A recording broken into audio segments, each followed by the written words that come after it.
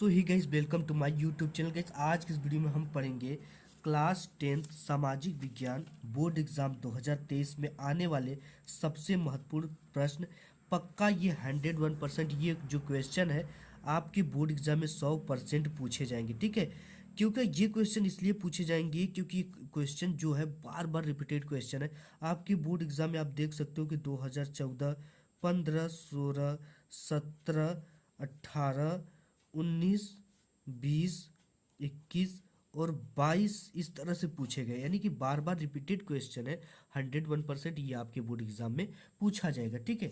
तो आपको सबसे महत्वपूर्ण प्रश्न है, तो आपको क्या करना है, सबसे पहले वीडियो को आपको एक लाइक कर देना है, ठीक है। इससे क्या होता है कि मैं मोटिवेट देता हूँ और एक अच्छी वीडियो बनाने के लिए मुझे ऊर्जा मिलती है। तो इस वीडियो में आपको देखने को मिलेगा बहुविकल्पीय प्रश्न, अति लघु उत्तरीय प्रश्न, दीर्घ उत्तरीय प्रश्न, ठीक है। सबसे पहले आप क्या देखोगे, बहुविकल्पी, अति लघु, फिर दीर्घ उत्तरीय प्रश्न देखने को मिलेगा। तो इस सबसे पहला जो क्वेश्चन आपको देखने को मिलेगा वो है बहुविकल्पी टाइप का। हमने बताया है निम्न में से किसने इटली के एकीकरण को संभव बनाया। दे रखा है मैत्सिनी, गैरीबाल्डी, काबूर, ये सभी, ठीक है। तो जो इटली का एकीकरण जो संभव बनाए थे उसमें मैत्सिनी भी थे, गैरीबाल्डी का भी नाम आया था, काबूर का भी आया था। तो तीनों का नाम आया था, तो हम क्या मार देंगे आंसर, ये सभी, ठीक है। ये सभी थे इटली के एकीकरण को संभव बनाने के लिए। नेक्स्ट जो क्वेश्चन है वो है कि हिंदी स्वराज के लेखक है, ठीक है। क्या क्वेश्चन, हिंदी स्वराज की पुस्तक जो है के लेखक है सरदार पटेल जी, चंद्रशेखर आजाद जी, भगत सिंह जी, महात्मा गांधी जी। तो देखो जो हिंदी स्वराज जो पुस्तक थी इसके जो लेखक थे वो कौन थे, महात्मा गांधी जी थे, ठीक है। इसके बाद नेक्स्ट क्वेश्चन है वंदे मातरम गीत के रचयिता कौन है।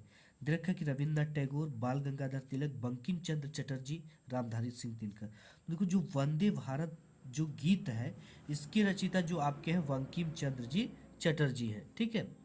इसके बाद जो नेक्स्ट क्वेश्चन है और इम्पोर्टेंट क्वेश्चन है, हमारे देश में वनों के लिए कितने वांछित क्षेत्र हैं, यानी कि हमारे कंट्री में, हमारे देश में कितने परसेंट को छोड़ दिया गया है कि इतने परसेंट केवल धरती पर वन ही लगेंगे।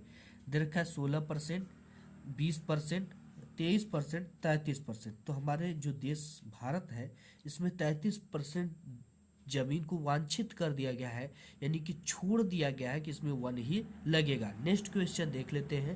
नेक्स्ट क्वेश्चन है कि जलोढ़ मिट्टी किस फसल की खेती के लिए सर्वाधिक उपयुक्त है। दे रखा है चाय के लिए, कि रबड़ के लिए, कि कपास के लिए, कि गेहूं के लिए, ठीक है। तो जो जलोढ़ मिट्टी है, ठीक है, वो गेहूं के लिए सर्वाधिक क्या है, उपयुक्त है। इसके बाद जो नेक्स्ट क्वेश्चन है वो है निम्न में से कौन सा व्यक्तिगत संसाधन नहीं है।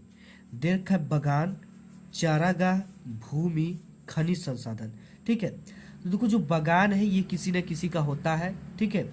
ये बगान, चारागाह भी सरकार का होता है लेकिन इसमें सभी जा सकते हैं व्यक्तिगत। भूमि पे तो सभी ले और खरीद बेच दोनों सकते हैं, लेकिन जो खनिज संसाधन ये सरकार के दायरे में रहती है, ठीक है। इसको ना ही कोई अपने मत्थी इसको नहीं चलवा सकता है। तो खनिज संसाधन क्या है, ये व्यक्तिगत संसाधन नहीं है। नेक्स्ट क्वेश्चन देख लेते हैं। नेक्स्ट क्वेश्चन है कि जलोढ़ मिट्टी की प्रमुख विशेषताएं क्या है, ये क्वेश्चन है, ठीक है।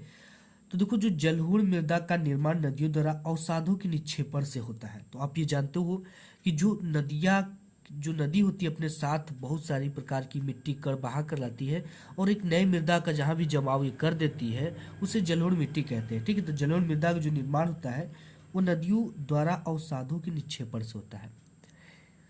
अब इसकी विशेषता की बात कर ले तो जलोढ़ मिट्टी की प्रमुख विशेषताएं इस प्रकार है।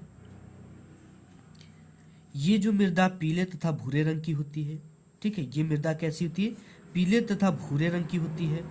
इस मृदा में जल देरी तक ठहरता है। क्यों ठहरता है, क्योंकि ये जो मृदा होती है कुछ चिकना होती है और ये इस तरह के कणों से मिलकर बनती है कि इसमें जो जल होता है वो देरी तक ठहरता है। फिर नेक्स्ट क्वेश्चन इसमें है जलोढ़ मृदाओं पर गहन खेती की जाती है। जो जलोढ़ मृदा होता है काफी ज्यादा उपजाऊ होता है, तो इस पे क्या करती जाती है, गहन खेती, यानी बहुत तेज खेती की जाती है। नेक्स्ट है कि इस मृदा में पोटास की अधिक मात्रा पाई जाती है। किसकी मात्रा, पोटास की जो है इस मृदा में, जलोढ़ मृदा में अधिक मात्रा पाई जाती है। ये तो रही जलोढ़ मिट्टी की प्रमुख विशेषताएं। इसके बाद नेक्स्ट क्वेश्चन देख लेते हैं। नेक्स्ट क्वेश्चन है कि भारत में कृषि उत्पादकता में वृद्धि के 3 सुझाव दीजिए। ये जो क्वेश्चन है वेरी वेरी इंपॉर्टेंट है और आपके बोर्ड एग्जाम में ये क्वेश्चन आ ही चुका है, ठीक है, बिल्कुल छप चुका है, ये गारंटी है क्योंकि ये क्वेश्चन बहुत बार पूछा गया है। देखो, भारत में कृषि उत्पादकता में वृद्धि के 3 सुझाव दीजिए।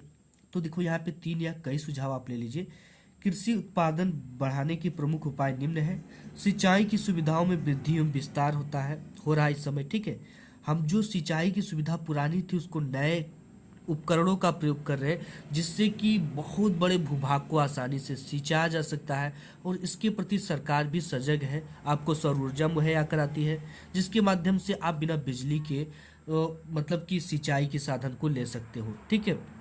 इसके बाद है उन्नत बीजों एवं उर्वरकों की व्यवस्था। आज की डेट में जो कृषि वैज्ञानिक है वो हाइब्रिड बीज यानी उन्नत बीज को उत्पन्न कर रहे हैं जिससे कि कम खर्च में कम समय में एक अच्छा और बड़े आकार का अच्छा फसल प्राप्त किया जा सके, ठीक है।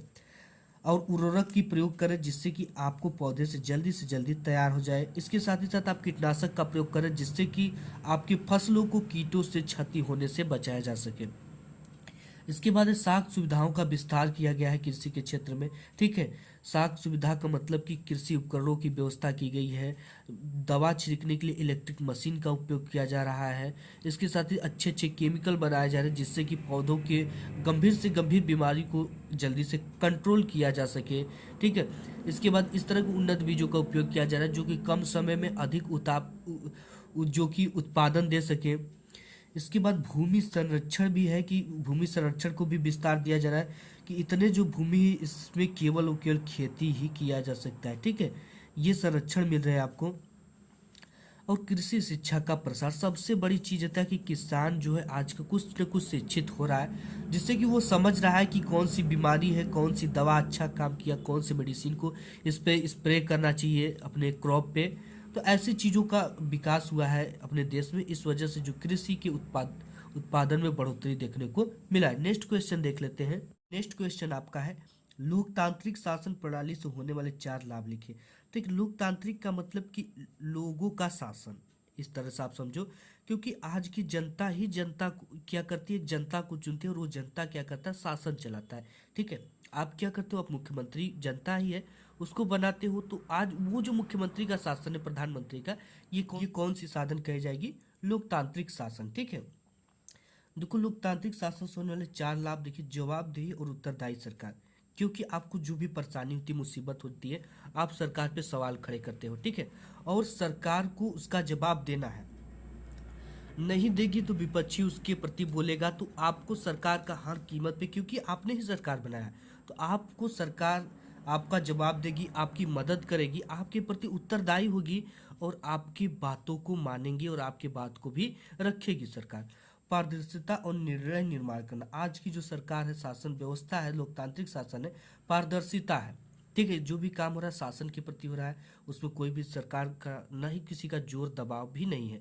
और निर्णय जो निर्माण करता है, जल्दी से निर्णय और निर्माण भी हो जाता है। और आप जो चुनते हो तो एक वैध सरकार चुनते हो कि आपकी वो बात माने, आपके हिसाब से चले, मतलब कि आपके खिलाफ कोई भी काम ना करे। तो एक आप क्या करते हो, वैध सरकार को चुनते हो। लोकतांत्रिक शासन प्रणाली में आर्थिक वृद्धि और विकास पर, आज की जो सरकार हम चुनते हैं कि आर्थिक वृद्धि करे और हमारे गांव शहर मोहल्ले का विकास करे, लोगों को अच्छी सुख सुविधा प्रदान करे, नल की व्यवस्था करे, नालियों का निर्माण कराए, सड़कों का निर्माण कराए जिससे हम आ जा सके, और आर्थिक वृद्धि कराए, देश में ऐसे साधन का उपयोग करें जिससे कि उत्पादकता अधिक हो और विदेशों में बेचकर उससे लाभ कमाया जा सके। तो आज की वीडियो में बस इतना ही, मिलूंगा नेक्स्ट वीडियो, तब तक के लिए धन्यवाद।